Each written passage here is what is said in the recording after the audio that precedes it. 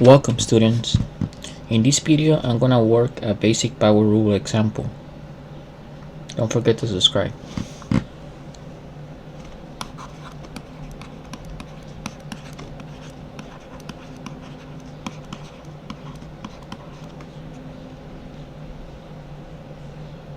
So the power rule says that dx of x to the n is equal to nx n minus 1.